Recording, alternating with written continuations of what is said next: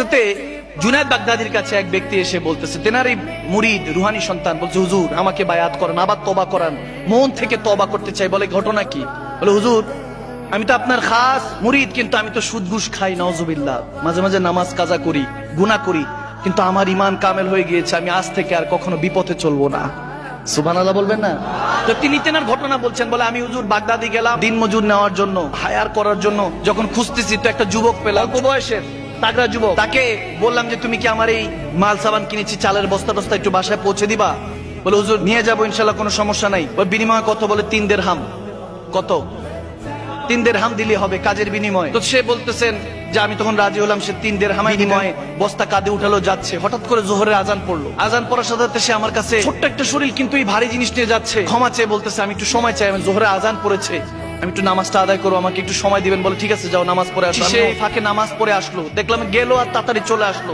জিজ্ঞেস করলাম এত তাড়াতাড়ি আসছো কেন? বলে নফল রেখে চলে আসছি, কারণ আগে আমার এখানে হক, আপনার থেকে আমি টাকা নিচ্ছি, এর বিনিময়ে আমার হক হালাল রুজি, এটা আমার হারাম হয়ে যাবে যদি দেরি করি। আপনি যদি নারাজ হন, আপনি আমার মালিক, আপনার কর্মচারী এখন আমি। সুবহানাল্লাহ। তার এই চিন্তা চেতনা দেখে ওই ব্যক্তি বলতেছে, আমি অবাক হলাম, স্ট্রেঞ্জ হয়ে গেলাম। বললাম যে ঠিক আছে চলো। নিয়ে গেলাম বাসায়, গিয়ে বুঝলাম যে সে একটা তাকওয়াবান ছেলে, পরেজগার ছেলে, যুবক। তখন তেনার স্ত্রীকে বলেন যে যুবকটা এরকম খুব ভালো। তেনার স্ত্রী বলেন যে তাহলে ওনাকে বসতে বলেন, আমি একটু খাবার টাবার দিই, দুপুরে লাঞ্চ দিই।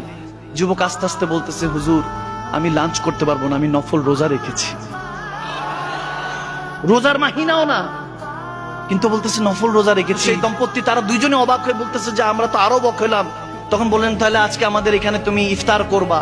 বলে ঠিক আছে। সে তখন মসজিদে চলে গেল, আল্লাহ আল্লাহ জিকির করছে, দুরুদে পাক পড়ছে। কিছুক্ষণ পরে যখন ইফতার সময় হলো, আসলো, ইফতার করলো। ইফতার তৈরি করে যখন খাওয়া হলো, খুব গভীর খেয়াল, খুব গভীর মেসেজ, একটা কথায় হয়তো বা আপনার জীবনটা পরিবর্তন হয়ে যেতে পারে। যখন ওই যুবকটা ইফতার করে রেস্টে চলে গেল, বললো যে আজকে তুমি আমার বাসায় থাকো। ওই দম্পতি যখন বললো আজকে বাসায় থাকো, তখন ওই কথা শুনে সে রাতের বেলা স্টে করলো। স্টে করার পরে ওই দম্পতির একটা ল্যাংড়া মেয়ে ছিল, লুলা, তার পা কোনো অপাইস ছিল, প্যারালাইজ ছিল, হাঁটতে পারতো না। হঠাৎ করে রাত্রে 3টার দিকে দেখতেছে দরজার মধ্যে ওই দম্পতি নক নক করতেছে, কে জানি টোকা দিচ্ছে দরজার মধ্যে। দরজা খুলে দেখে তার মেয়ে দাঁড়ায় আছে। বলে কি গো মা, কি হয়েছে, তুমি দাঁড়ায় আছো কিভাবে? বলে জানি না বাবা, আজকে শুনলাম যে তুমি ওই যে তাকওয়াবান ওই যুবকের কথা বললা, ওয়াবতাগু ইলাইহিল ওয়াসিলা।